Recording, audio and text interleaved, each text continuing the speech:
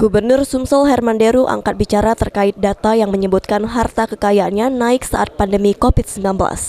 Berdasarkan laporan harta kekayaan penyelenggara negara atau LHKPN ke Komisi Pemberantasan Korupsi atau KPK periodik 2020, kekayaan Gubernur Sumatera Selatan Herman Deru mencapai 38.240.444.444 rupiah atau sebesar 38,2 miliar rupiah.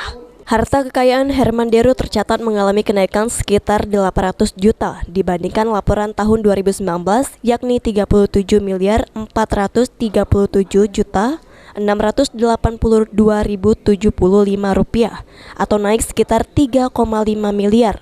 Sejak Deru jadi orang nomor 1 di Sumatera Selatan, total kekayaan tembus sebesar 34,7 miliar rupiah. Menanggapi tentang naiknya harta kekayaan di saat pandemi COVID-19, Gubernur mengatakan kalau nilai aset naik bukan berarti pejabat menumpuk kekayaan. Mengingat selama ini bisa saja salah satu aset tanah yang tidak terurus lalu diurus membuat nilainya jadi naik.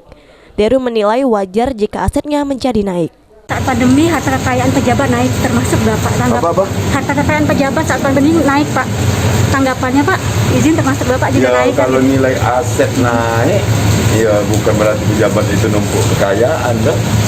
Ngapa naik misalnya? Karena selama ini mungkin tanah yang tidak terurus, jadi di masa pandemi ini diurus, jadi ada kenaikan nilai, begitu kan?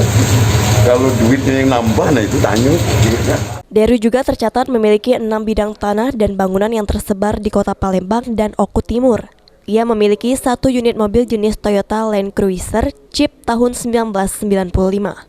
Meski demikian, Deru diketahui juga memiliki harta bergerak lainnya sebesar 5,2 miliar.